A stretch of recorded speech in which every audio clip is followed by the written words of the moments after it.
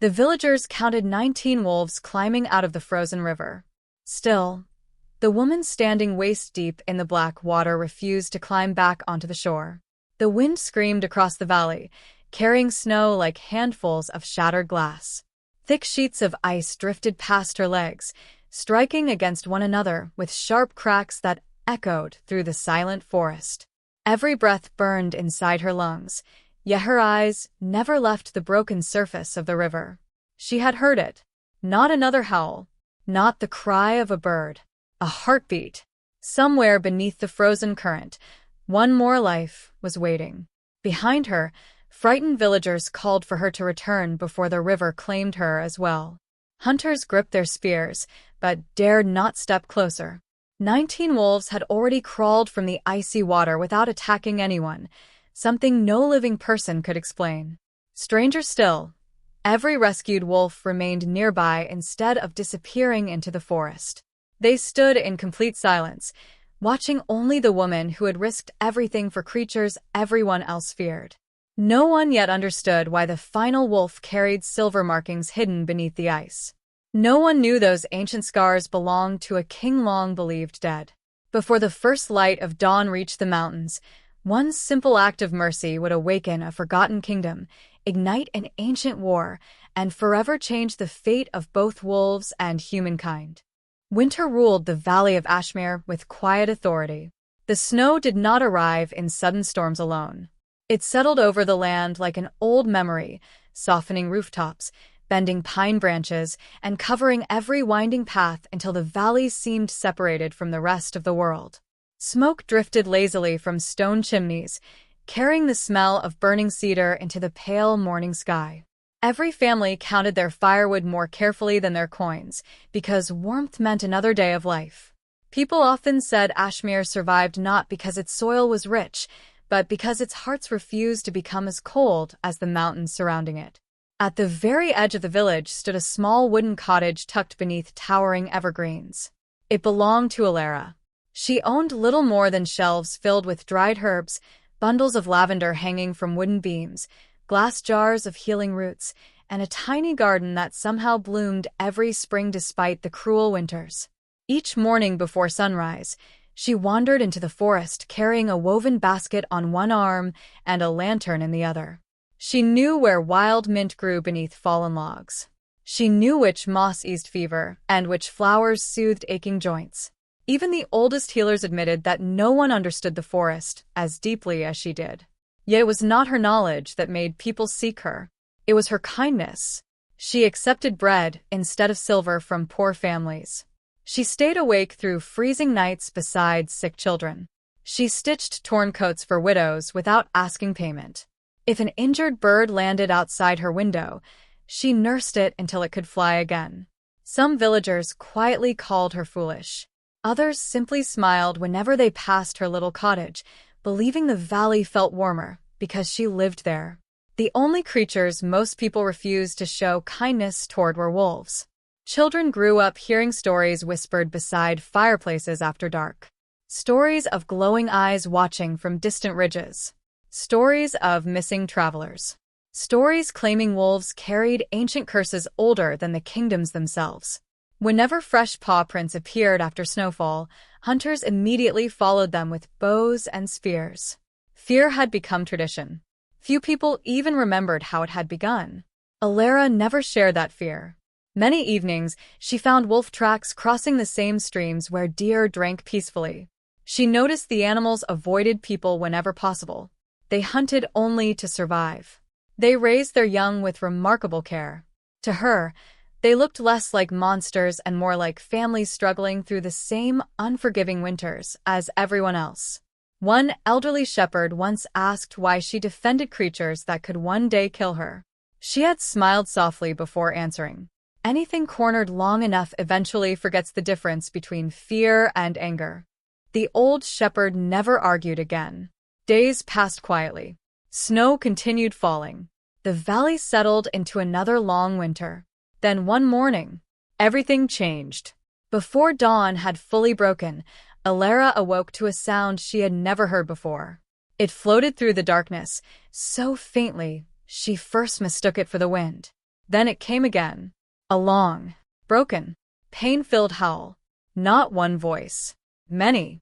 She sat upright beneath her blankets. Silence returned. Then another chorus drifted across the frozen valley. This time closer. The cries were unlike the fierce howls hunters often described. These sounded desperate, almost pleading. She hurried toward the window. Outside, snow swirled so heavily she could barely see the nearest trees. The storm had arrived overnight, swallowing paths and fences beneath towering white drifts. The howls echoed once more. Her stomach tightened. Something was terribly wrong. She dressed quickly, pulling on heavy boots, a thick wool cloak, and fur-lined gloves. Before leaving, she filled a satchel with bandages, herbs, flint, rope, and a small hatchet she rarely needed. As she stepped outside, the bitter wind nearly pushed her backward. The forest looked unfamiliar beneath the storm. Branches groaned beneath heavy snow. Ice clung to every pine needle. Even birds had disappeared. The world felt strangely empty. She followed the sound, higher into the hills, across narrow trails she had walked hundreds of times before. Soon she encountered 3 hunters returning toward the village. Their faces were pale. One of them grabbed her arm. "Turn back." "What happened?" "The river." His voice shook. The ice gave way. Without waiting for another explanation, Elara hurried past them. The hunters exchanged uneasy glances before following at a distance. The sound reached her before the river came into view. Splintering ice, rushing water, the cries of exhausted animals. She emerged from the trees and stopped. The wide river that normally slept beneath thick winter ice had become a nightmare. Huge sections had collapsed into the freezing current. Dark water churned violently between floating slabs of broken ice. Inside that deadly current, wolves struggled desperately. Some clawed against collapsing ice only to slide back beneath the water. Others fought to keep frightened pups above the surface. The current dragged them downstream faster than they could swim. Nearly 20 wolves. Perhaps more. Their desperate movements sent waves crashing against shattered ice, each impact sounding like breaking glass across the valley. The hunters behind her froze. One slowly raised his bow. Another reached for his spear. "We end it now." "No," Elara said quietly. "They're trapped. They're wolves. They're alive." The oldest hunter stared at the river. "If you step in there—" He never finished, because Elara had already dropped her basket into the snow.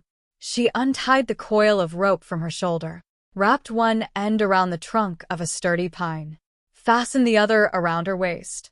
Then she stepped toward the broken ice. The first touch of water stole the air from her lungs. Cold unlike anything she had ever imagined surged through her boots and climbed toward her knees. Another step, then another. The current immediately pushed against her legs with frightening strength. Ice scraped across her clothing. The wolves noticed her. Several stopped struggling. Their exhausted eyes followed every movement she made. Not one growled. Not one bared its teeth. Only watched, as though hope itself had just walked into the river. And somewhere beneath the roaring water, hidden beneath layers of shattered ice, a pair of ancient silver eyes slowly opened. The river showed no mercy. Its current twisted beneath the broken sheets of ice like a living thing, pulling at Elara's legs with every step.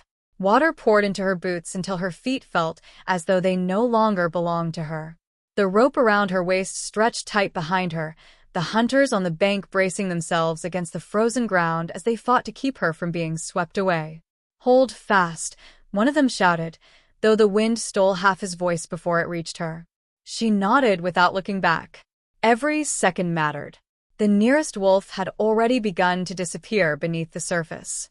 Its front paws scraped desperately against a slab of ice that cracked a little more with every frantic movement. Frost covered its muzzle. Its breathing came in short, painful bursts. The animal was too exhausted to fight much longer. Elara stretched out one arm. The wolf flinched, not because it wanted to attack, because years of fear had taught it that a human hand almost always brought pain. She stopped moving. The freezing river swirled around her waist while snow gathered across her hood. Slowly, carefully, She lowered her eyes and opened her hand. "I'm not here to hurt you," she whispered. The words disappeared into the storm, but something gentler carried them. The wolf watched her for one long heartbeat. Then, with the last of its strength, it placed one trembling paw against her arm. The touch was astonishingly light, almost trusting. She pulled with everything she had. The hunters tightened the rope from the shore, while she guided the exhausted animal across the shifting ice. Twice the current nearly dragged both of them beneath the surface, but together they reached solid ground. The moment the wolf's paws touched snow, it did something none of the villagers expected. It did not run. It did not snarl. Instead, it turned toward Elara. Its ears lowered, its head bowed. Then it quietly limped toward the edge of the forest, disappearing between the trees without looking back. Silence settled over the riverbank. One hunter slowly lowered his spear. "I've never seen that." Neither had anyone else. But there was no time to wonder. Another desperate cry echoed across the water. Two younger wolves had become trapped together beneath a floating shelf of ice. Every wave pushed the heavy sheet lower until only their noses remained above the surface. Elara plunged forward again. The cold climbed higher against her body. Her fingers had already begun losing feeling, making it difficult to grip the rope. She forced herself onward anyway, breaking thin layers of ice with her forearms until she reached the trapped pair. One wolf struggled wildly. The other remained perfectly still, pressing its own body beneath the ice to keep the younger one from drowning. Even now, it chose sacrifice over survival. Something tightened inside Elara's chest. She wedged a fallen branch beneath the cracked ice and leaned with every ounce of her weight. The frozen sheet groaned. Cracks spread across its surface. For one terrifying moment, she thought it would collapse completely. Then, it broke apart. The younger wolf burst free first. Instead of escaping, it immediately circled back. Together, the two wolves fought toward her, allowing her to guide them through the rushing current until the hunters hauled all three safely onto the bank. Again, no attack, no growling, only quiet eyes lingering on the woman whose clothes were now frozen stiff against her skin. By the time the fifth wolf reached safety, more villagers had gathered above the river. Women clutched blankets around frightened children. Old men shook their heads in disbelief. Some whispered prayers. Others argued that the wolves should be killed before they regained their strength. But every time a rescued animal reached land, the same impossible thing happened. Each one simply disappeared into the surrounding forest. No blood. No violence. Only silence. Then something even stranger occurred. A little girl standing beside her grandmother pointed toward the snow. "Look." Everyone followed her trembling finger. The paw prints left behind by the rescued wolves shimmered faintly beneath the falling snow. Not bright, not magical, just enough to catch the eye. Silver. The footprints remained untouched while fresh snow melted before landing upon them, as though invisible warmth flowed beneath each step. One hunter cautiously approached. He knelt beside the nearest print. Before he could touch it, the silver light faded. Only ordinary snow remained. The man slowly stood. No one spoke. The storm itself seemed to pause. Then another howl shattered the silence. Farther downstream, without waiting for anyone's permission, Elara ran again. The current had carried several wolves toward a narrow bend where fallen trees had become tangled beneath the ice. The scene was worse than before. 3 wolves fought desperately against submerged branches. One had become trapped completely, its hind leg pinned beneath thick ice. Water surged over its head again and again. Every time it surfaced, its breathing grew weaker. Elara dropped to her knees atop the ice. Using the small hatchet from her satchel, she began striking at the frozen edge, surrounding the trapped leg. The blows were clumsy. Her hands barely obeyed her now. Each swing sent painful vibrations through fingers growing numb from the cold. The hunters reached her seconds later. Without speaking, 2 of them knelt beside her. One raised his own axe. Another used a spear shaft to hold back drifting ice. No one questioned why they were helping anymore. They simply helped. The frozen prison finally cracked. The trapped wolf pulled free. For a terrible instant, everyone expected panic. Instead, the animal stumbled only a few steps before collapsing. It could barely breathe. Its chest rose and fell in slow, uneven movements. Without hesitation, Elara removed her own heavy cloak. The bitter wind struck her instantly. She ignored it. Carefully, she spread the cloak over the shivering wolf. One hunter stared at her in disbelief. "You'll freeze," she answered without lifting her eyes. "It needs it more." The hunter looked toward the exhausted animal, then toward the woman now standing in the snow with only a thin wool dress beneath her soaked coat. Something inside him quietly changed. He removed his own fur mantle. Another villager added a blanket, then another.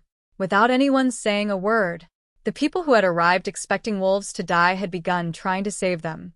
By midday, 12 wolves had escaped the river. Then 15. Then 18. Each rescue demanded more strength than the last.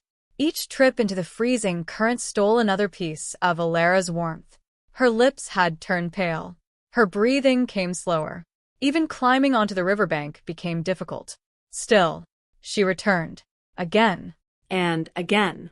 Until finally, the 19th wolf reached solid ground. The great animal staggered toward the trees before stopping beside the others. For the first time, the rescued pack stood together. 19 wolves. Silent. Watching. Not the village. Not the hunters. Only Elara. Snow drifted gently between them. No howl broke the silence. No movement disturbed the moment. It felt less like the end of a rescue, and more like the beginning of something no one yet understood. The hunters began untying the rope from around Elara's waist. "It's over," one of them said softly. "You've done enough." She tried to nod. Every muscle in her body begged her to rest. She turned toward the village, then stopped. A faint sound floated across the river.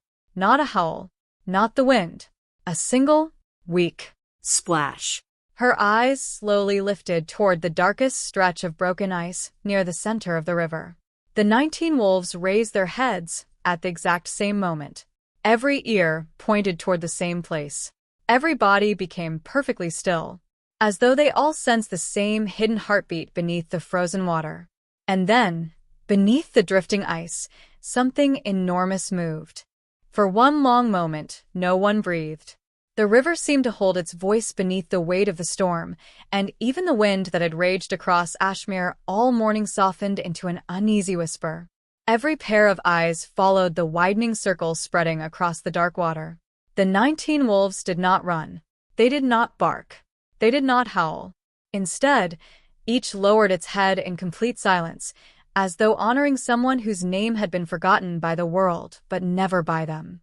A chill, colder than the river itself, crept through the gathered villagers. One of the older hunters swallowed hard. "I've hunted these forests for 40 years, he murmured. "I've never seen wolves bow." His words hung in the frozen air. Then the ice cracked again. Not with the sharp snap of breaking winter ice, but with a deep, heavy groan that rolled beneath the river like distant thunder. Large slabs shifted apart, revealing a pocket of black water beneath them. Something lay below, not drifting, not struggling, waiting. Elara looked at the rope around her waist. Her fingers were too numb to tighten the knot again. The skin beneath her gloves had turned white, and every breath scraped painfully against her chest. One of the hunters stepped in front of her. "You can't go back." She looked beyond him. "I have to. You'll die." "Maybe." The answer came so quietly that it almost disappeared into the wind. "But if something is still alive down there, then leaving would be the same as choosing its death." The hunter stared at her. He searched for fear in her face. He found only compassion. Slowly, he stepped aside. Without another word, he retied the rope himself, pulling each knot tighter than before. Another hunter wrapped the line around his own shoulders, while 2 more planted their boots deep into the snow. "If the river takes you," the oldest man said, "it'll have to take us too." For the first time that day, Elara smiled. It was small, tired, barely visible, yet somehow it warmed the people standing around her more than any fire could. She turned back toward the river. The first step stole what little warmth remained in her legs. The second sent pain racing through her body.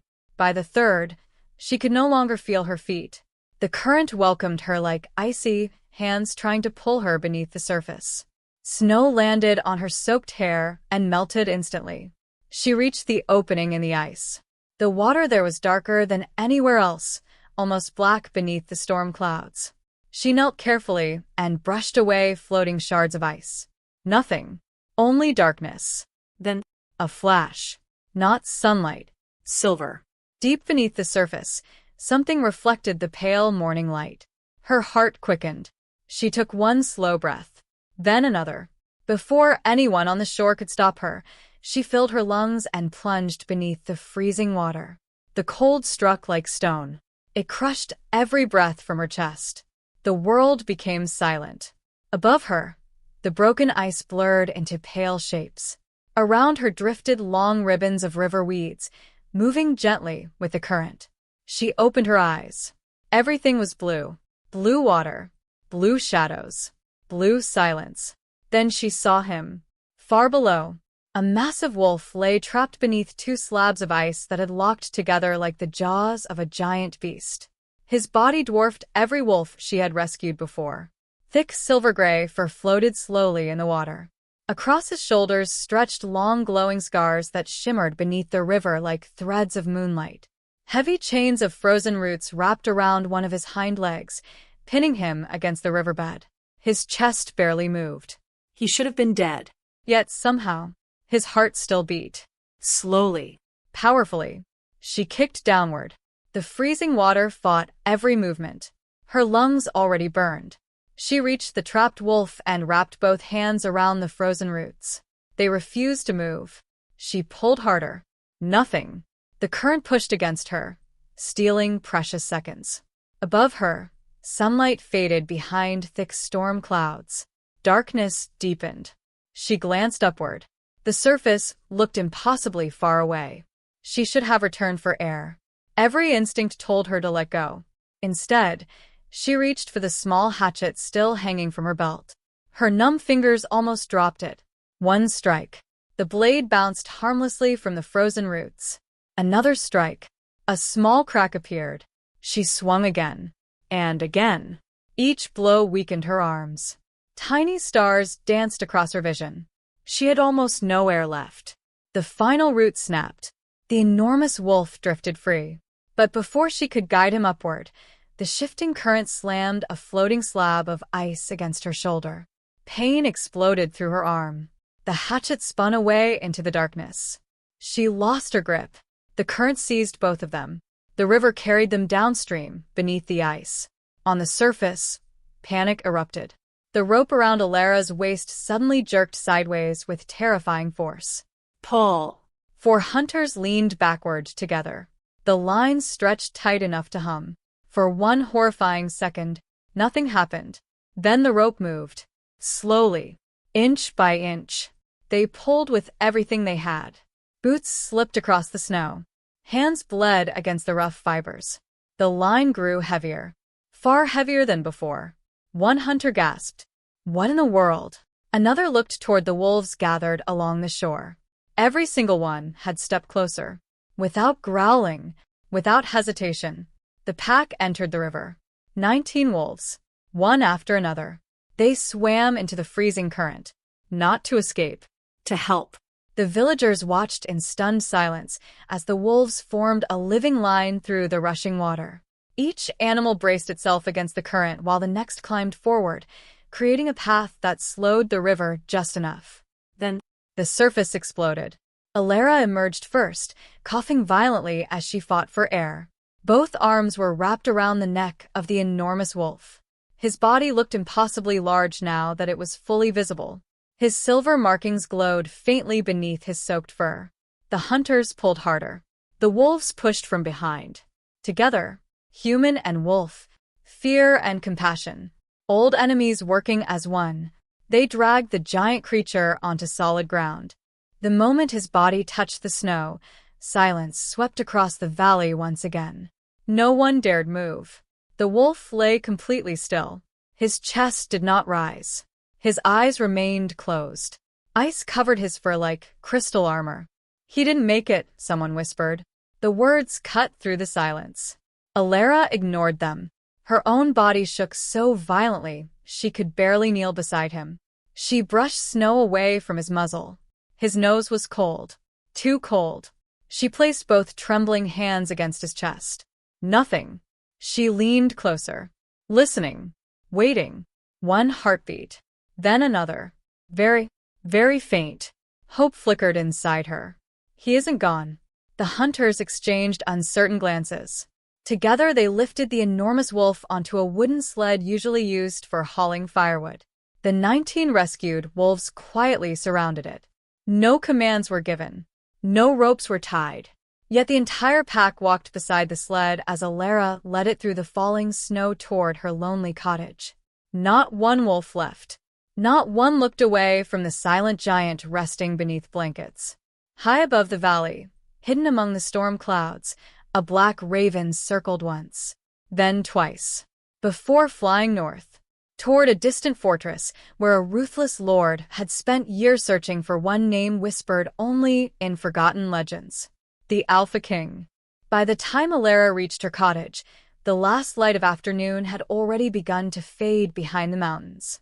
The storm had not weakened. Snow fell in thick, silent waves, covering the footprints left behind by the villagers almost as quickly as they were made. Smoke curled weakly from the chimney as the little house stood alone beneath the towering pines, its warm light glowing like a single lantern against an endless sea of white. The hunters laid the great wolf gently upon Elara's wooden bed. Never before had such an enormous creature entered the humble cottage. His body nearly reached from one wall to the other. Water dripped steadily from his silver-gray fur, forming small pools across the wooden floor. "He won't survive the night," one hunter said quietly. No one answered him. They all looked toward Elara. She removed her frozen gloves with stiff fingers. The skin beneath them had turned deep red, and several fingertips were beginning to lose their color from the bitter cold. She paid them no attention. Her concern rested entirely upon the silent wolf before her. She knelt beside him and gently brushed away the ice that had formed along his ears and muzzle. His breathing was almost impossible to see. Only the slightest rise beneath his broad chest proved that life still clung to him. "We need heat," she whispered. The villagers sprang into motion without hesitation. One woman hurried to feed more cedar logs into the fireplace until bright flames danced against the stone walls. Another filled heavy iron pots with water to warm over the fire. An elderly shepherd brought thick wool blankets from his own home. The hunters silently removed their fur cloaks and spread them over the giant wolf. Hours earlier, those same people would have celebrated the death of such a beast. Now they worked together to keep him alive. Outside, the 19 wolves remained. They formed a wide circle around the cottage. Snow settled upon their backs. None of them moved. None of them slept. Their eyes remained fixed upon the glowing windows as though standing watch over something sacred. The youngest children peered through their curtains in amazement. "I've never seen wolves so still," one little boy whispered. His grandmother crossed herself slowly. "Neither have I." Inside the cottage, Elara worked through the evening. She dried the wolf's fur with warmed cloths. She rubbed fragrant pine oil into the deep muscles of his shoulders to restore circulation. She carefully examined the glowing scars crossing his body. They were unlike ordinary wounds. Long silver lines stretched across his chest, neck, and back. None appeared fresh. They looked ancient, older than many trees surrounding Ashmere. Yet every scar shimmered faintly beneath the firelight, almost as though moonlight flowed beneath his skin instead of blood. She touched one carefully. The silver glow brightened for a single heartbeat, then faded.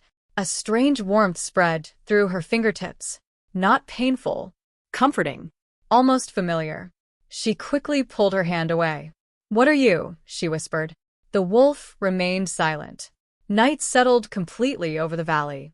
One by one the villagers returned home, though several insisted on remaining nearby in case Elara needed help before dawn. Only the oldest hunter lingered beside the fireplace. He watched her quietly for several minutes before speaking. When I was a boy, he said, staring into the flames, my grandfather used to tell stories no one believed. She looked up. He said there was once a king who ruled no castle. The Wolf King. He claimed humans and wolves lived together before greed poisoned both kingdoms. He gave a tired smile. I always laughed at those stories. His eyes drifted toward the sleeping wolf. I'm not laughing tonight. Before Elara could answer, the fire suddenly flared. Not naturally. The flames leaped nearly to the chimney, burning with brilliant silver instead of orange. The room grew strangely quiet. Even the crackling wood fell silent. Then, light appeared across the cottage walls. Thin, glowing lines emerged from the old timber. They spread slowly through the wood like flowing streams, weaving together into circles, stars, and symbols no one present had ever seen. The hunter stood abruptly.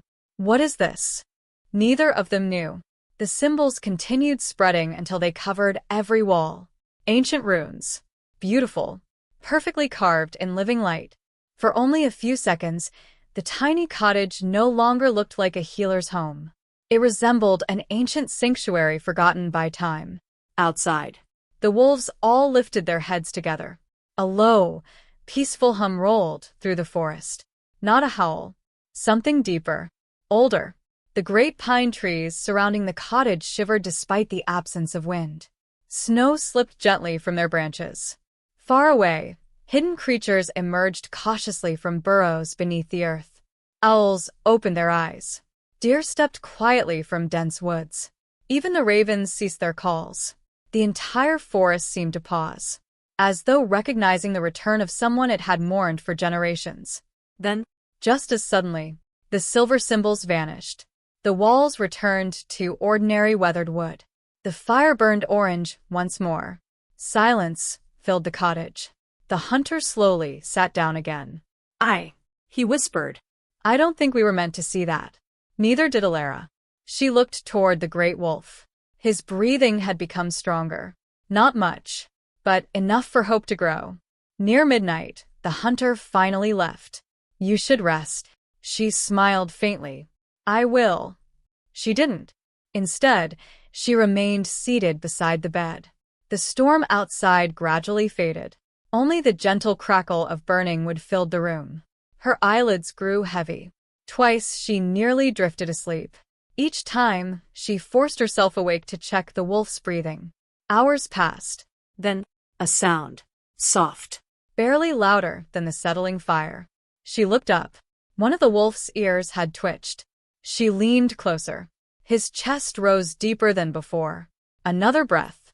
Then another. His great paws shifted slightly beneath the blankets. The room seemed warmer now. Moonlight slipped through the frost-covered window, washing gently across his silver markings. They glowed brighter than ever. His eyelids trembled. Slowly, very slowly, they opened. The eyes looking back at Elara were unlike any she had ever seen. Not wild, not frightened, not even animal. They carried calm, wisdom, sorrow older than memory itself. It felt as though countless winters had been reflected within them. For one endless moment, neither moved. The wolf simply watched her. Not as prey, not as an enemy, but with quiet recognition, as though he had been searching for her long before they ever met. Then, with surprising effort, the great wolf lowered his massive head. It was not weakness. It was respect. A gesture so deliberate that even Elara, who knew little of wolf behavior, understood its meaning. She had saved a life, and that life was thanking her. Tears gathered quietly in her eyes. Without thinking, she reached forward and rested her hand gently against his forehead.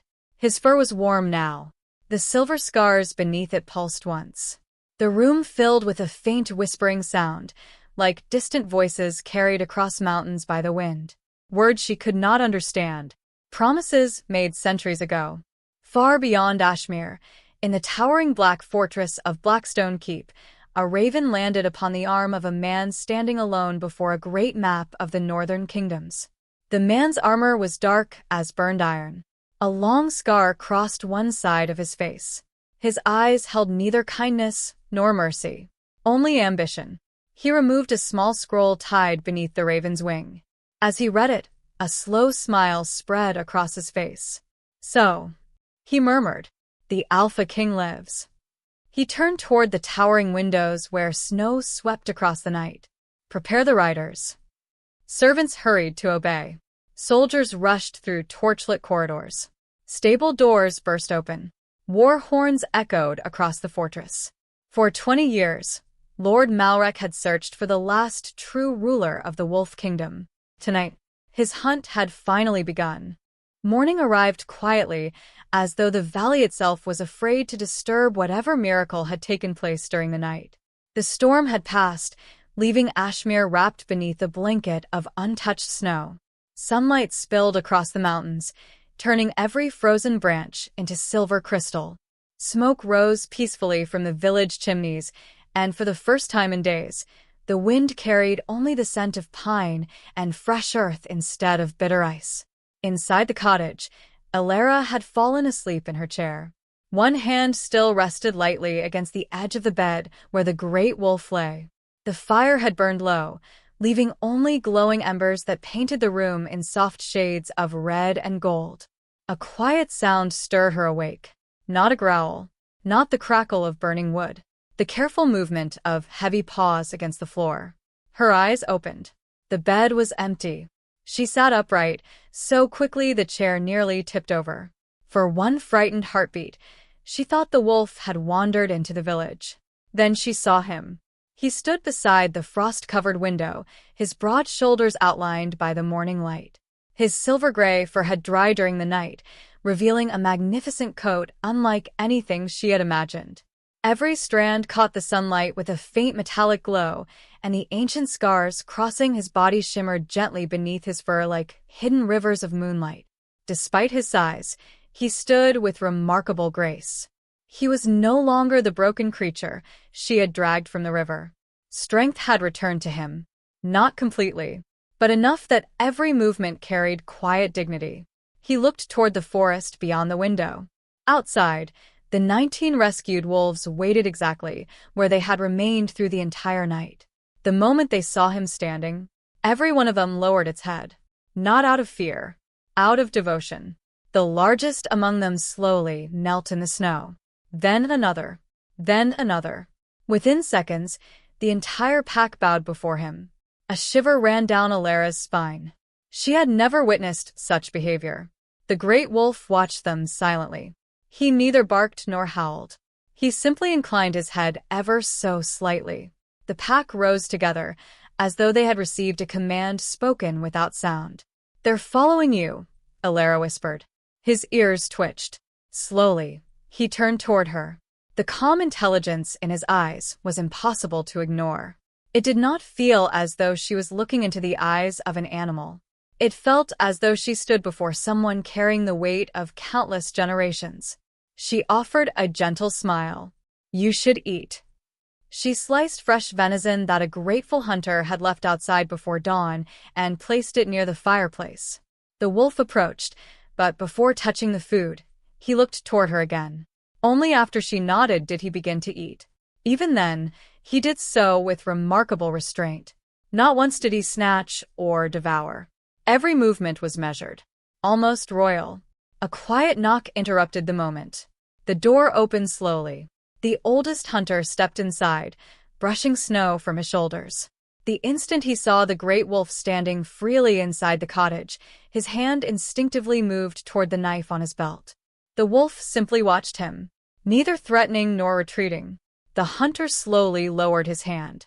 "I suppose," he said with a nervous laugh, "if he wanted me dead, I'd already be lying on the floor." Elara smiled. "He remembers kindness." The old man nodded thoughtfully. "Perhaps better than we do." He placed a small basket of bread, dried meat, and warm broth upon the table. "The village gathered what little we could spare. For the wolf. For both of you." His eyes softened. "You saved more than wolves yesterday." Before Elara could ask what he meant, voices rose outside. Dozens of them. She stepped onto the porch.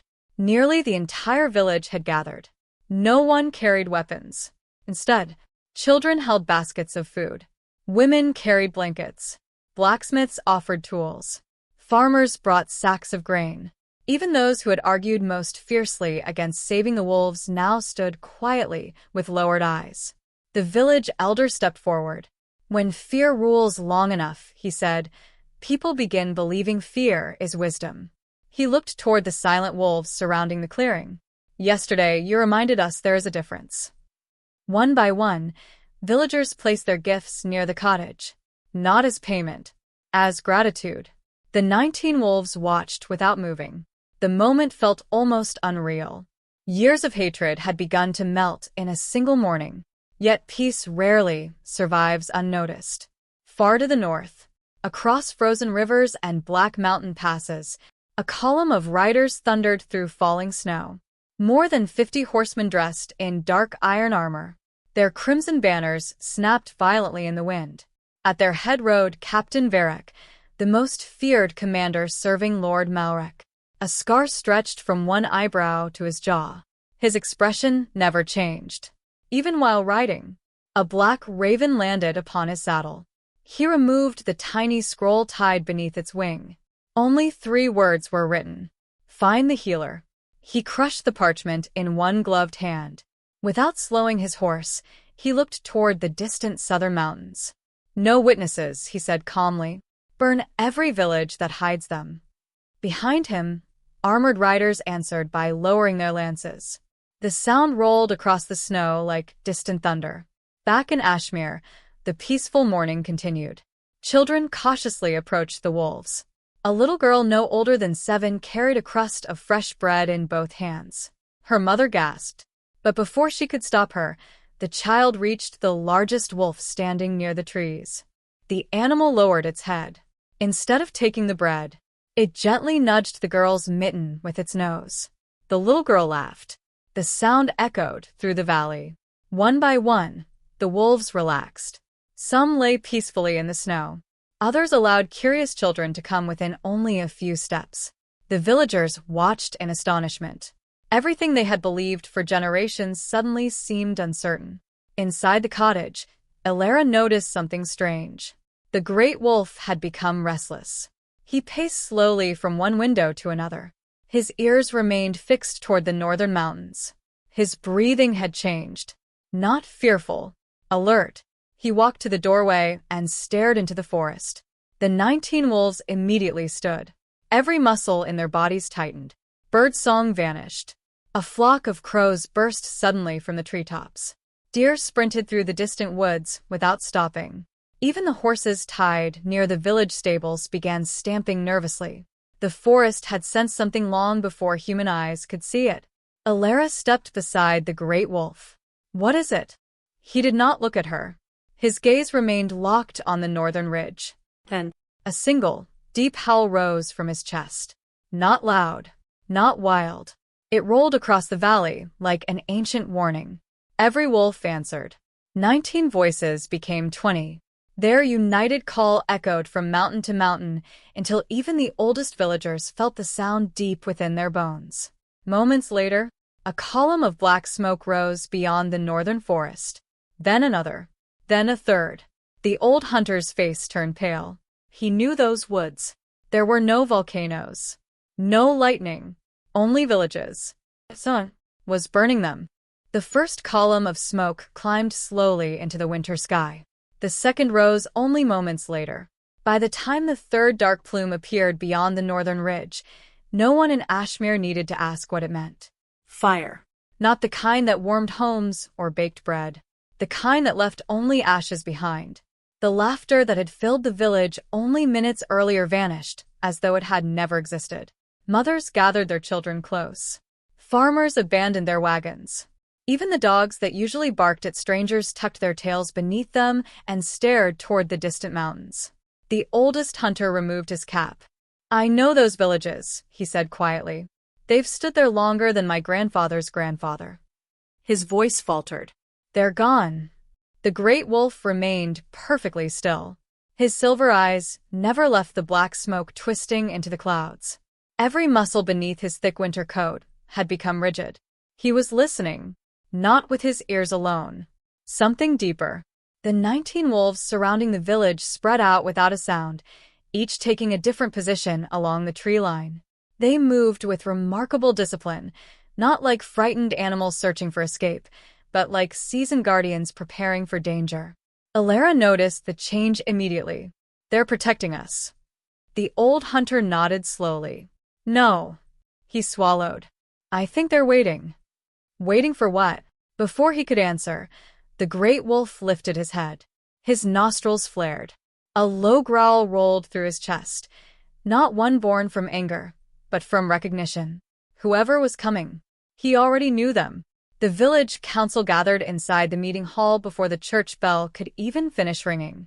Snow melted into puddles beneath heavy boots as anxious voices filled the room. They'll reach us by tomorrow. We should hide in the mountains. No. They'll burn the forest too. We surrender. They'll kill us anyway. Every suggestion sounded more desperate than the last. Only Elara remained silent. She stood beside one of the narrow windows, watching the wolves outside. Not one had abandoned its place. The village elder approached her. You've spent more time with that wolf than anyone. She looked toward him. What do your instincts tell you? She hesitated. My instincts tell me. She glanced back toward the silver-eyed wolf. He isn't afraid for himself. The elder frowned. Then who? Before she could answer, the cottage door burst open. One of the younger hunters stumbled inside, breathing so hard he could barely stand. Riders. The room fell silent. How far? Half a day's ride. His face had lost all color. They're burning everything. And he struggled to catch his breath. They're asking only one question. The elder stepped forward. What question? The young hunter looked directly at Elara. They're asking where the healer lives. Every eye in the room turned toward her. A cold silence settled over the hall. Someone had come searching. Not for gold. Not for land. For her. By sunset, Ashmere no longer resembled the peaceful village it had been that morning. Families hurried to hide treasured belongings beneath floorboards. Bread ovens burned through the evening as every household baked enough food for a journey whose destination no one knew. Blacksmiths sharpened old hunting knives that had not seen use in years. The church bell never stopped ringing. Children sensed the fear despite the smiles their parents forced onto weary faces. Even the air felt different. Heavy. Waiting. Inside her cottage, Elara packed only what she could carry. Bundles of herbs. Bandages. Medicines. Fresh water. The little carved wooden bird her father had made before he died. Nothing else seemed important. She paused beside the fireplace. This little house had been her entire world. Every wooden shelf held memories. Every window looked toward places she loved. She had imagined growing old here. Now. She wasn't certain she would ever see it again. A soft movement behind her broke the silence. The great wolf had approached without a sound. He stood only a few steps away. His eyes rested on the small travel bag in her hands. I can't stay, she whispered. His gaze never left hers. Somehow, she felt he already understood. Outside, the wolves had begun gathering closer together. Not in panic. In formation. The oldest hunter entered quietly. We've decided. She turned. The village. He nodded. If those soldiers want you, his jaw tightened. They'll have to pass through every one of us first. Emotion caught in Elara's throat. You shouldn't risk your lives because of me. The old man smiled sadly. Yesterday, you stepped into a frozen river for creatures everyone else had abandoned. He looked toward the waiting villagers outside. You didn't ask whether they deserved saving. So don't ask us the same question. For a long moment, she couldn't speak. Instead, she simply lowered her head. Outside, one by one, the villagers began lighting lanterns. Not because darkness had fallen, because they wanted the road leading from her cottage to remain bright for as long as she could see it. Night settled over Ashmere beneath a sky filled with brilliant stars. The smoke on the northern horizon glowed faintly red. The fires were still burning. A single howl rose from the forest. Then another. The 19 rescued wolves disappeared silently between the snow-covered pines. Only the great silver wolf remained. He walked toward the edge of the woods before stopping. Then he looked back, not at the village, at Elara, waiting. She understood. It was time. Wrapping her cloak tightly around her shoulders, she took one final look at the cottage, the people who had become her family, and the valley that had shaped her life. The little girl who had offered bread to the wolves earlier that day ran forward and hugged her around the waist. "Will you come back?" Elara knelt, brushing a loose strand of hair from the child's face. "I'll spend every day trying." The little girl nodded bravely, though tears had already begun slipping down her cheeks. The village elder stepped forward and placed a small silver pendant into Elara's hand. It was shaped like a single pine leaf. "The people of Ashmere have carried this for generations." "What does it mean?" He smiled faintly. "We forgot, perhaps." His eyes drifted toward the great wolf. "You're about to remember." The pendant felt unexpectedly warm against her palm. Almost alive, she slipped it around her neck. The moment the silver touched her skin, the great wolf lifted his head sharply. For the briefest instant, the ancient scars beneath his fur glowed brighter than moonlight. The wolves waiting within the forest answered with low, reverent howls. Snow began falling again. Large, gentle flakes drifted through the silent valley. Without another word, Elara stepped into the forest beside the mysterious guardian she had pulled from the frozen river. The 19 wolves emerged from the darkness one after another, surrounding them like silent protectors. No path marked the way ahead, only untouched snow stretching beneath towering pines. Behind them, Ashmere slowly disappeared into the falling white. Ahead, the ancient forest opened its shadowed arms. Far beyond those trees lay forgotten kingdoms, hidden sanctuaries, impossible truths, and a ruthless warlord whose army was already following their tracks. As Elara crossed the invisible boundary between the familiar world and the unknown, she never noticed the faint silver light beginning to spread beneath the pendant resting against her heart. It pulsed only once before fading again, as though an ancient promise, buried for centuries, had quietly awakened. The forest welcomed them with silence.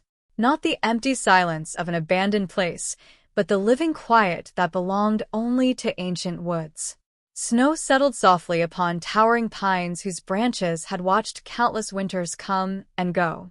Thick moss clung to dark stones beneath the drifting white, and somewhere far above, hidden among the highest limbs, an owl turned its head to follow the strange procession moving beneath the trees. Elara walked at the center of the pack. The great silver wolf stayed a few paces ahead, choosing the path without hesitation. He never stopped to search for landmarks. It was as though the forest itself remembered him, gently revealing forgotten trails beneath the snow. The 19 wolves spread naturally around them. Some moved ahead as scouts. Others remained behind, carefully erasing fresh tracks with their tails and paws before the wind could betray their direction. Not once did they bark. Not once did they break formation. Their discipline reminded Elara less of wild animals and more of loyal soldiers escorting their king. Hours passed beneath towering evergreens. The deeper they traveled, the stranger the forest became. The ordinary sounds of Ashmere slowly disappeared. She no longer heard distant church bells carried by the wind. No barking dogs.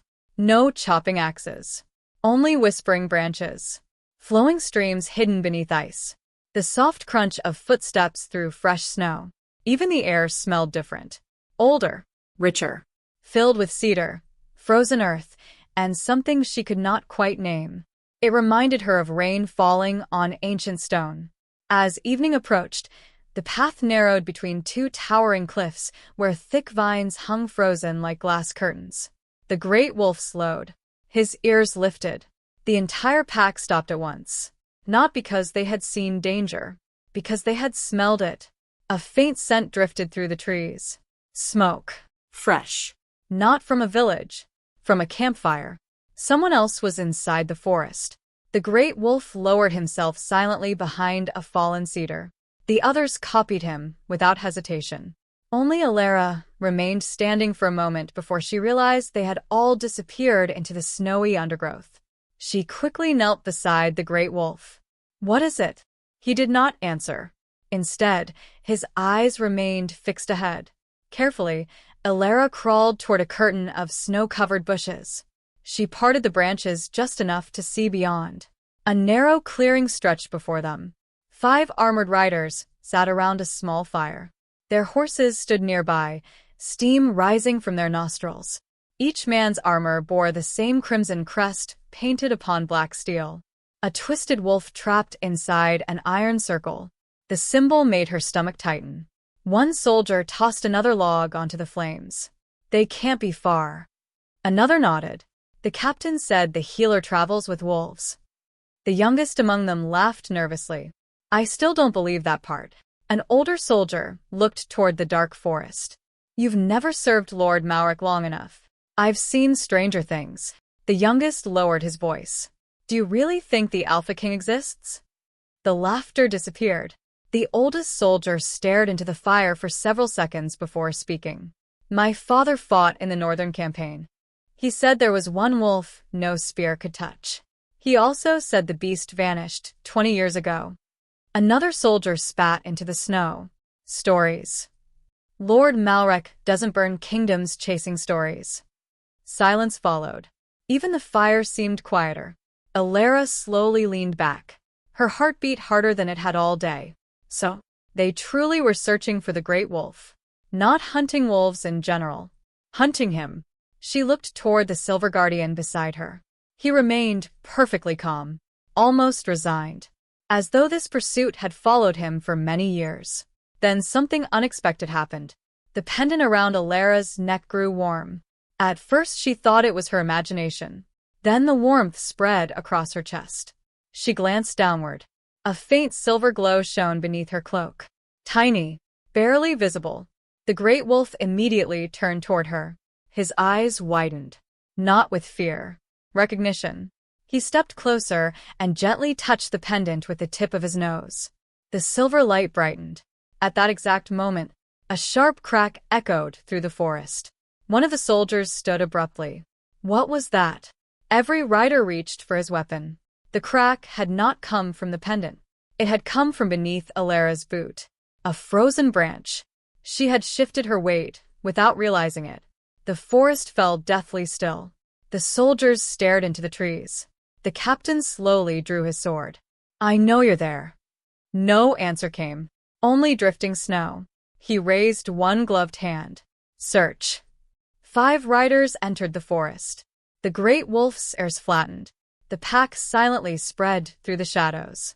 Every wolf disappeared among the trees until Elara could no longer see a single one. Only the silver guardian remained beside her. He looked toward the approaching soldiers. Then toward her. His meaning was unmistakable. Stay hidden. She wanted to protest. To help somehow. Instead, she remained motionless behind the fallen cedar. The first soldier passed within 20 feet. His boots crunched softly through the snow. The second moved farther left. The third inspected broken branches overhead. The forest itself seemed to hold its breath. Then, a gray shadow slipped silently between the trees behind the soldiers. So quickly it almost looked like drifting smoke. One wolf, then another, then another. The 19 guardians circled their pursuers without making the slightest sound. The soldiers never noticed. Until one horse suddenly screamed. The terrified animal broke its tether and bolted through the clearing, dragging ropes behind it. The remaining horses panicked immediately.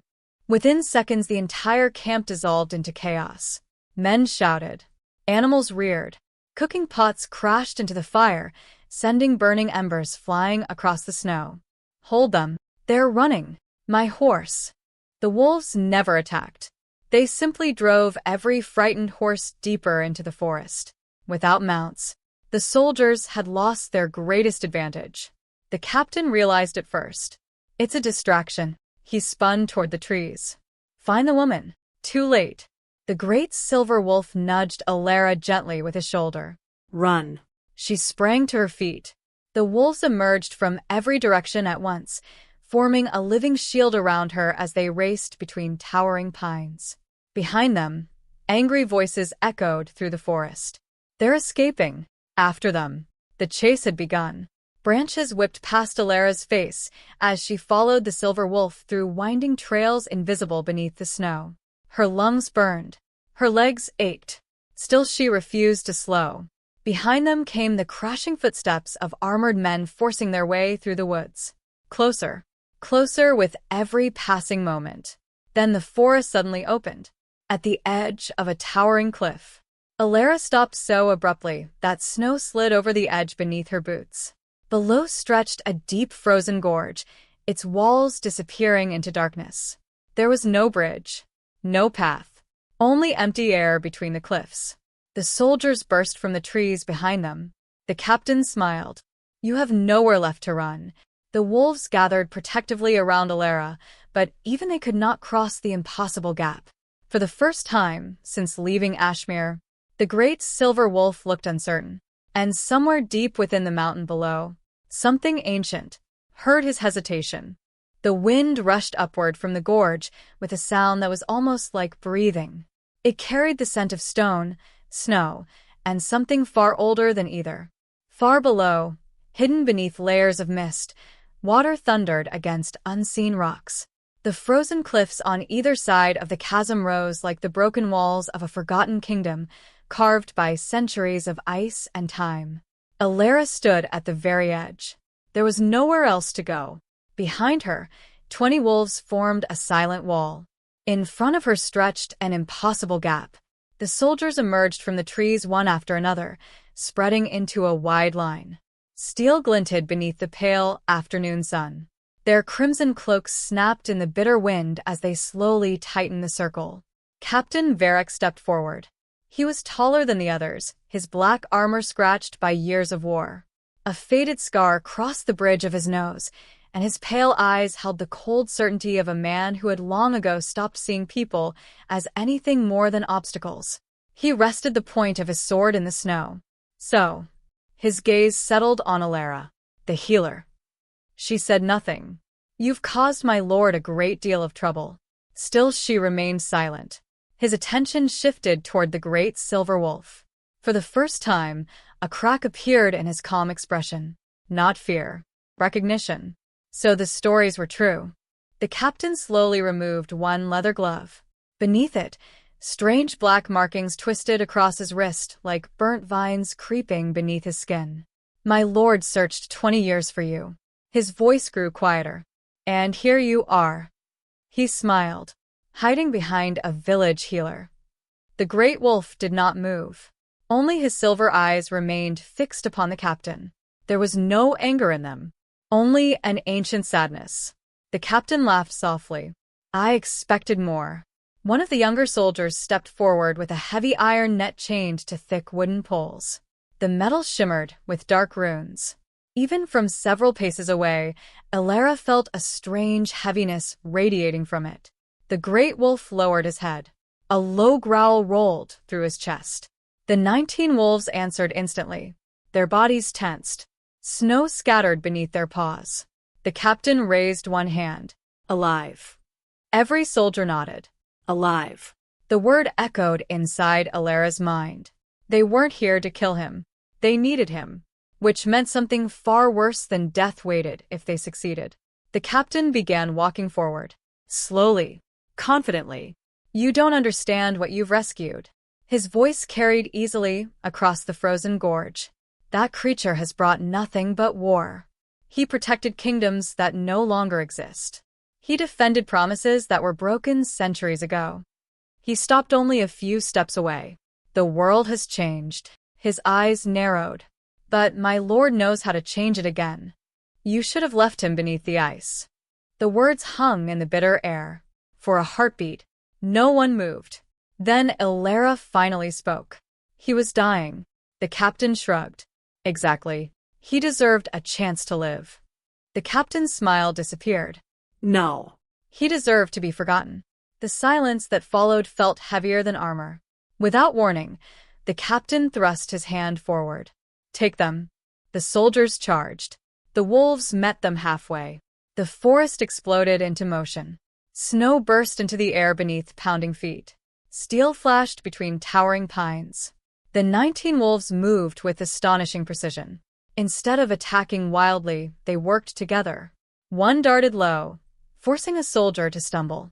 Another knocked a shield sideways. A third seized a spear shaft and twisted it from its owner's hands before disappearing back into the trees. Not one wolf aimed for a throat. Not one tried to kill. They fought only to create space. Only to protect. The soldiers, however, showed no such restraint. Dark chains swung through the air. Iron nets crashed against tree trunks. Heavy spears struck the snow where wolves had stood only moments before. The captain watched the battle, without joining it. His eyes never left the great silver wolf. Now, he whispered. Two hidden soldiers emerged from behind massive boulders. Neither wore armor. Instead, each carried a polished black staff carved with twisting symbols. Dark sorcerers. They struck the ground together. The sound echoed like distant bells. Black mist poured from the staffs, crawling across the snow in long, twisting ribbons. Wherever the mist touched the earth, the snow turned gray.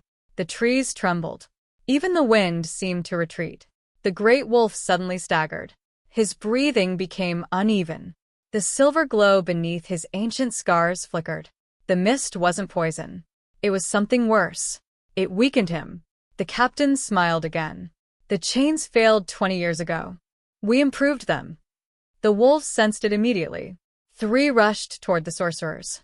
The black mist reached them first. The moment it touched their paws, they cried out in pain. Not from wounds. From exhaustion. Each wolf slowed as though invisible weight had settled upon its shoulders. Elara's heart pounded. Whatever magic filled that mist, it had been created specifically for wolves. The great silver guardian struggled to remain standing. His legs trembled. For the first time since she'd met him, he looked vulnerable. The captain began walking again. Enough. He lifted the enchanted net himself. I'll finish this. The silver wolf planted his paws. He would not run. Even weakened, he stood between the captain and Elara. The distance between them shrank. 20 steps. 15. 10. The captain raised the net. The dark runes across its iron rings pulsed like dying embers. 5 steps. The wolves tried desperately to break through the soldiers surrounding them. Every path was blocked. 3 steps. The pendant resting against Elara's chest suddenly became hot. Not warm. Hot enough that she gasped. She grabbed it instinctively. The silver pine leaf glowed beneath her fingers. A memory, not her own, flashed across her mind. A moonlit mountain. Hundreds of wolves standing beside armored men. Hands and paws touching the same ancient stone. An oath spoken beneath silver stars. Then, the vision vanished. She looked toward the towering cliff behind them. Something caught her eye. Half hidden beneath centuries of ice, an enormous stone arch was carved directly into the mountainside. Its surface was almost completely buried beneath snow. Yet one symbol remained visible. A silver pine leaf. Exactly like the pendant around her neck. Her breath caught. The mountain? She whispered. The great wolf turned toward her. She pointed. His silver eyes widened. For the first time since the chase had begun, hope returned to them. The captain noticed the exchange. What are you looking at? No one answered. Instead, the great wolf released the deepest howl Elara had ever heard. It shook the snow from ancient branches. It echoed through the gorge. It rolled beneath the mountain itself. The sound did not fade. It answered. Deep within the cliff, something rumbled. Not an avalanche. Not thunder. Stone. Massive stone moving after centuries of silence. The entire mountain trembled. Cracks spread across the frozen arch hidden beneath the snow. Ancient ice shattered. Huge slabs crashed into the gorge below. The soldiers stumbled backward in alarm. The captain's confidence finally disappeared. What have you done? The rumbling grew louder. Far beneath the mountain, gigantic doors, untouched for hundreds of years, had begun to open. The mountain did not open all at once. It awakened. The deep rumble rolled through the cliffs like the slow heartbeat of something that had slept beneath the earth for centuries. Snow cascaded from the towering stone walls in glittering curtains. Ancient pines bowed beneath the trembling ground, and long cracks spread across the frozen face of the mountain, releasing clouds of white dust into the air. Every living creature fell silent. The soldiers forgot to fight. The wolves stopped moving. Even the black mist creeping across the snow seemed to hesitate. The hidden stone arch continued to emerge as layer after layer of ancient ice broke away. It was enormous, far larger than Elara had imagined. 2 towering pillars stood on either side, each carved with wolves whose eyes had once been filled with polished silver. Time had stolen much of their beauty, yet their expressions still carried quiet strength. Between them rested a pair of massive doors, each fashioned from pale gray stone that looked untouched by weather despite the countless winters that had passed. The silver pine leaf engraved at their center began to glow. Not brightly, Gently. like moonlight reflecting across calm water. The pendant hanging around Elara's neck answered with the same soft light. She stared at it in disbelief. "This is why," she whispered. The village elder's words echoed inside her memory. "Perhaps you're about to remember." She had thought the pendant was simply an old family keepsake. It was never that. It was a key. The great silver wolf stepped beside her. His breathing remained heavy from the dark magic, but his eyes had changed. The sorrow within them had given way to something else. Recognition. Home. The soldiers recovered first. Captain Malrec pointed toward the doors. "Stop them." His command shattered the silence. Archers raised their bows. Sorcerers lifted their black staffs. The remaining soldiers charged together. Before any arrow could be released, the mountain answered. A deafening crack echoed through the gorge. The stone doors slowly separated. Only a narrow gap appeared at first, yet brilliant silver light poured through it, washing across the snow like the first dawn after a lifetime of darkness. The black mist recoiled instantly. The twisted shadows hissed and dissolved wherever the light touched them. The sorcerers cried out in alarm. "Our magic! It's breaking!" The silver glow spread farther. The wolves lifted their heads together. Strength returned to their tired limbs almost immediately. The great wolf inhaled deeply. The trembling in his legs disappeared. The ancient scars beneath his fur burned with brilliant radiance. For the first time since Elara had pulled him from the frozen river, he stood at his full height. He seemed even larger now, not because his body had changed, because his presence had. The air itself felt different around him. Calmer. Stronger. The captain instinctively stepped backward. He masked it quickly.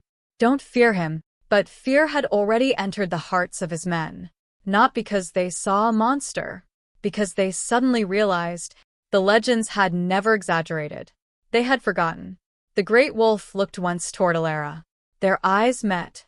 She saw gratitude, trust, and a silent request. "Stay close." He turned back toward the opening doors. Without haste, he walked forward. The 19 wolves immediately followed. Not one moved ahead of him. Not one lingered behind. Each took its place, as though following a path practiced countless times before. Elara hurried after them.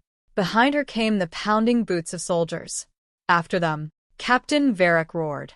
"No matter what happens, don't let them enter." The chase resumed. But this time, the mountain itself had chosen a side. As the wolves crossed beneath the ancient arch, silver symbols ignited across the stone floor beneath their paws. Intricate circles spread outward, joining one another until the entire passage glowed with living light. The air inside felt warm despite the winter outside. Not warm like fire. Warm like sunlight after endless cold. Elara crossed the threshold. The moment her foot touched the ancient stone, the pendant blazed brilliantly against her chest. A wave of gentle energy flowed through her body. The bruises on her shoulder faded. The deep ache in her frozen muscles eased. Even the small cuts on her hands closed before her eyes. She stopped in astonishment. The great wolf looked back briefly, almost amused, as though the mountain had simply recognized an old friend. Behind them, the soldiers reached the entrance. The first man stepped across the threshold. Nothing happened. The second entered. Still nothing. Then one of the sorcerers crossed beneath the arch. The silver symbols beneath his feet instantly turned crimson. The walls shook violently. A thunderous roar echoed through the passage. Not from any beast. From the mountain itself.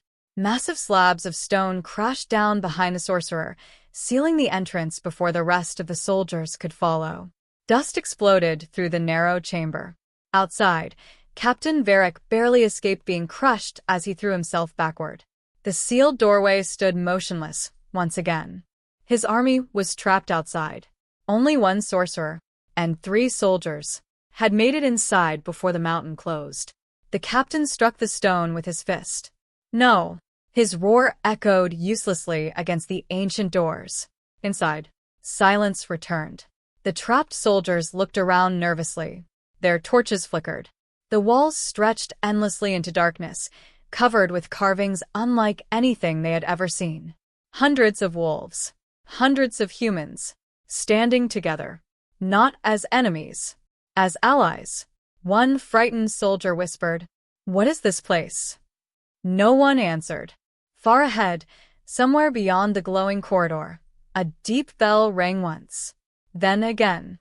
Its sound rolled through the mountain like a welcome offered after centuries of waiting. The great silver wolf closed his eyes. For the first time since the story had begun, he bowed his head, not in exhaustion, in reverence, and from the darkness ahead, soft footsteps approached, not the heavy tread of soldiers, not the padded steps of wolves. Something else, measured, ancient, patient. A line of silver lanterns began to light themselves one by one, stretching into the heart of the hidden sanctuary. At the far end of the illuminated passage, a tall figure slowly emerged, wrapped in flowing gray robes, leaning upon a staff carved from white ash. Long silver hair rested over weathered shoulders, and beside the elder walked 2 enormous white wolves whose eyes glowed like winter stars. The old guardian stopped several paces away. His gaze first settled upon the great silver wolf.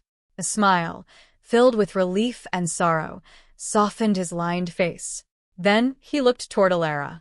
For a long moment, he simply stared, as though seeing someone he had been expecting for a very, very long time. Finally, he spoke. His voice was gentle, yet it carried through the vast chamber with effortless strength. The mountain remembered you. His eyes remained fixed on Elara, just as the prophecy said it would. The old guardian's words settled over the chamber more heavily than the silence that followed them. The mountain remembered you, just as the prophecy said it would. Elara remained still. The silver pendant resting against her chest had finally stopped glowing, yet she could still feel its warmth spreading gently through her heartbeat. She looked from the elder to the great silver wolf, hoping one of them would explain the strange sentence. Instead, both simply watched her.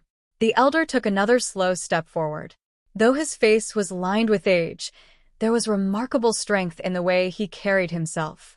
His white robes brushed softly across the polished stone floor, and the 2 enormous, white wolves walking beside him never once looked away from Elara. "You have many questions," he said. She managed a faint smile. "I don't even know where to begin." "You begin," the old man replied gently, "where every forgotten story begins." He lifted his weathered hand and rested it against one of the glowing carvings along the wall. With memory, the silver symbols beneath his fingertips awakened, spreading across the stone like ripples upon a still lake. The walls around them began to glow. Not brightly enough to blind the eye, only enough to reveal what had been hidden for centuries. The corridor was no ordinary passage. It was a history. Every stone had been carved with scenes so detailed they almost seemed alive. Humans and wolves standing shoulder to shoulder. Children playing beside wolf pups. Kings placing their hands upon ancient stones while great wolves rested beside them. Fields flourishing. Forests untouched. Rivers flowing clean beneath moonlight. This, the guardian whispered, was the Covenant Age. His fingers moved to another carving farther along the wall. The peaceful scenes slowly changed. Armies appeared. Smoke climbed into dark skies. Men carrying banners marched against wolves defending forests. The carvings became rougher, more violent. The alliance lasted almost 1,000 years. His voice grew quieter, until one man's ambition became greater than his honor. He stopped before the largest carving of all. A magnificent silver wolf stood beside a crowned king. Behind them stretched both a human kingdom and a vast forest. At the bottom of the carving, someone had struck the stone with deliberate force. The king's face had been destroyed. Only the wolf remained untouched. The last human king who honored the covenant, the guardian said sadly. His name was erased, but not by time. He turned toward Elara. By those who feared people might remember. A cold realization settled over her. So, the stories were changed. He nodded. Children were taught that wolves betrayed mankind. When the truth, his eyes drifted toward the great silver wolf, was exactly the opposite. The silver guardian slowly stepped forward. For the first time since they had met, he stood directly beneath a shaft of pale light pouring through an opening high in the mountain ceiling. The light touched his ancient scars. They shimmered brilliantly. The elder smiled warmly. It is time. He gently struck the end of his white staff against the stone floor. A deep chime echoed through the sanctuary. The silver wolf closed his eyes. The air around him began to change. Soft currents of silver light rose from the floor, circling slowly around his body. The 19 wolves lowered themselves respectfully. Even the 2 white guardians beside the elder bowed their heads. Elara instinctively stepped backward. The light grew brighter. It wrapped around the great wolf like flowing water. His massive form became difficult to see. The silver glow intensified until it filled the entire chamber. Then, a figure stepped forward. The light slowly faded. Standing where the great wolf had been was a man unlike any Elara had ever seen. He was tall, broad-shouldered, and carried himself with effortless grace. Long silver hair rested against a dark fur-lined cloak that seemed woven from winter night itself. Ancient scars, identical to those she had seen upon the wolf, crossed one side of his face and disappeared beneath the collar of his cloak. His eyes, they had not changed. They were still the same calm silver eyes that had first opened inside her little cottage, filled with wisdom, gratitude, and a loneliness so deep it seemed to belong to centuries rather than years. He looked down at his own hands for a long moment, flexing his fingers slowly, as though greeting an old friend. Then his gaze found Elara. Neither spoke. Words felt too small. Finally, he inclined his head. The same gesture of respect he had offered as a wolf. Only now, she understood it completely. The elder broke the silence. Lady Elara. He smiled gently. Allow me to present. He turned toward the silver-haired man. Arden, the last Alpha King. The chamber remained perfectly still. Elara searched his face. She expected someone who had ruled armies. Someone hardened by endless battles. Instead, she found quiet humility. There was no pride in him, only weariness. He spoke for the first time. His voice was deep and calm, carrying the same quiet strength she had sensed in his eyes. You gave your life. He paused, choosing each word carefully, to save a stranger beneath the ice. His English carried an ancient rhythm, as though every sentence belonged to another age. No king, he lowered his gaze briefly, has ever received a greater gift. Emotion tightened Elara's throat. I only did what anyone should. A faint smile touched Arden's face. No. His eyes softened. You did what very few would. The elder watched them both in silence before his expression slowly became grave again. I wish this reunion could last longer. He turned toward the sealed entrance. The mountain has awakened. So has our enemy. He raised his staff once more. The stone wall before them shimmered like still water. A vision appeared upon its surface. Outside the sanctuary, Captain Varric knelt before another rider who had just arrived. Unlike the captain, this man wore armor polished like black glass. A long crimson cloak flowed behind him despite the still air. He never removed his helmet. Only his voice emerged from beneath it. Cold. Controlled. Report. Captain Varric lowered his head. The Alpha King entered the sanctuary. The doors sealed. And the healer is with him. A long silence followed. Then the armored rider slowly looked toward the mountain. So, he whispered, the prophecy has begun. Even through the vision, the air inside the sanctuary seemed to grow colder. The elder's face darkened. He came himself. Elara looked toward him. Who is he? The old guardian closed his eyes for a brief moment. When darkness first entered these mountains, he said quietly, he was only a soldier. His eyes opened again. Now. He is Lord Malrec. The image upon the wall slowly faded. Outside, thousands of soldiers continued gathering beneath the mountain. Campfires spread across the snow like a sea of burning stars. War banners rose one after another into the evening sky. The sanctuary had remained hidden for centuries. Now. It was surrounded. Inside, the great doors trembled ever so slightly beneath the distant pounding of siege hammers. Arden turned toward the sound. His silver eyes narrowed.